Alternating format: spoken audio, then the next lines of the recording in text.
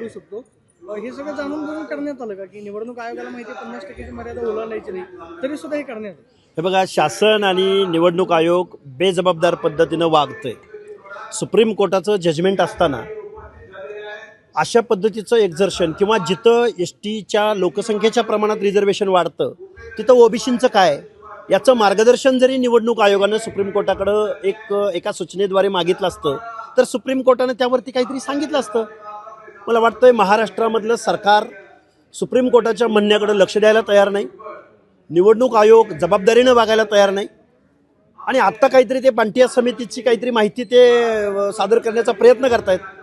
महाराष्ट्रातल्या तमाम ओबीसी विजयंती बांधवांचा बांटिया समितीनं जी काही माहिती संकलित केलेली आहे, जुजबी कुठलीही ट्रिपल टेस्ट न घेता कुठलाही व्यापक सर्वे न करता बांटिया समितीनं जी आकडेवारी दाखवलेली आहे त्या आकडेवारीला ओबीसींचा विरोध असेल आणि ओबीसीचं आरक्षण कुठल्याही परिस्थितीमध्ये कमी झालेलं ओबीसींना चालणार नाही.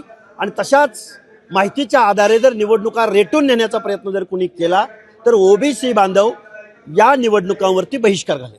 नाही मात्र कोर्टानं जे निरीक्षण नोंदवलंय की आम्ही निवडणूक रद्द सुद्धा करू शकतो. तुमची काय म्हणणे? निवडणूक 1 वर्ष निवडणुका पुढे घ्या, अडचण काय? गेली 6-7 वर्ष तुम्ही निवडणुका घेत नाही आहात. महाराष्ट्रामधल्या लोकल बॉडीज प्रशासनाच्या माध्यमातून म्हणजे डायरेक्ट इनडायरेक्ट सरकारच्या माध्यमातून चालवल्या जात आहेत ना. मग अजून 1 वर्ष निवडणुका पुढे ढकला, पण ओबीसीचं आरक्षण तसुबरीही कमी करू नका. एकदा इम्पेरिकल डेटा कलेक्ट करा, ट्रिपल टेस्ट घ्या. महाराष्ट्राच्या पाठीमागून बिहार करू शकतं, उत्तरांचल करू शकतं, तेलंगणा करू शकतं, कर्नाटक करू शकतं. महाराष्ट्रामध्ये अडचण काय आहे नक्की? फुले शाहू आंबेडकरांच्या नावानं पुरोगामी महाराष्ट्र म्हणून ज्या महाराष्ट्राची देशभर ओळख आहे तसा दावा केला जातो, त्या महाराष्ट्रामध्ये इम्पेरिकल डेटा कलेक्ट करायला शासनाला अडचण कोणती आहे? इतके दिवस जर लोकल बॉड्या अशाच राहिल्या तर मग लोकांची कामं कशी होणार? एकीकडे 9-9 वर्ष निवडणुका स्थगित झालेल्या आहेत, ती घ्या म्हणून. म्हणजे याचा अर्थ ओबीसीचं आरक्षण संपूर्ण निवडणुका घ्या असा आहे का? या महाराष्ट्रामध्ये 50 ते 60% ओबीसींची संख्या आहे. मग ओबीसींच्या प्रतिनिधित्वाशिवाय इथल्या लोकल बॉडीच्या निवडणुका तुम्हाला घ्यायच्या आहेत का?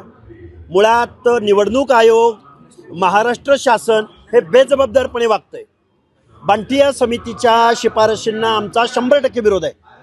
बांटिया समितीच्या जुजबी माहितीच्या आधारे निवडणुका घेण्याचा प्रयत्न झाल्यास ओबीसी बहिष्कार घालेल्या निवडणुकावर. ज्या आदिवासी बहुल जिल्ह्यामध्ये जिथं पेसा ॲक्ट लागू आहे, जिथं आदिवासींचं आरक्षण 50%च्या आसपास जातं, तिथं त्या संदर्भात अपवादात्मक परिस्थितीमध्ये कोर्टाचं एखादं लार्जर बेंच बसलं पाहिजे. नुसता इम्पेरिकल डेटा कलेक्ट करूनही चालणार नाही, त्याच्यावरती घटनात्मक दुरुस्त्या झाल्या पाहिजेत तरच याच्यावरती निर्णय होऊ शकतो. त्यामुळे अशा पद्धतीचं काम करायला महाराष्ट्र शासन तयार नाही असं आम्हाला वाटतंय. हे बघा, जरांगे नावाचा एवढा प्रगाढ पंडित, एवढं ज्ञान असणारा माणूस, उद्योगपती काय, मनोज जरांगेची आजच्या घडीला पाकिस्तानमध्ये खूप आवश्यकता की तिथं इम्रान खानच्या बाबतीमध्ये ज्या बातम्या येत आहेत, किती ज्ञानवान माणूस आहे तो. आरक्षणाचा बट्ट्याबोळ केल्यानंतर महाराष्ट्रामध्ये समाजामध्ये दुही निर्माण केल्यानंतर आज SCBCचा कट ऑफ जास्त आहे का ओबीसीचा कट ऑफ जास्त आहे याच्यावरती मराठा समाजातल्या विचारवंतांनी, प्रशासकीय अधिकाऱ्यांनी पुढे यावं. मग जरांगे हा समाजासाठी फायद्याचा आहे का तोट्याचा आहे याचं एकदा अनालिसिस होऊन जाऊ द्या ना. आणि जरांगेने आता त्या बिझनेसमॅनमध्ये जाऊन काय करणार आहेत? खूप मोठा ज्ञानवान माणूस आहे. यांची कुठंतरी आंतरराष्ट्रीय युनोबिनोमध्ये कुठंतरी नेमणूक करावी. आम्ही महाराष्ट्र शासनाला तशी विनंती करू. लोक त्यांच्या ह्याला म्हणजे त्यांच्या प्रसिद्धीला बघून हे सगळं त्यांना बोलवतात. हे बघा, उद्योजकांनी उद्योग करावा. उद्योगाला कुठं जातपात असत नाही. कस्टमर हा ओव्हरऑल असतो.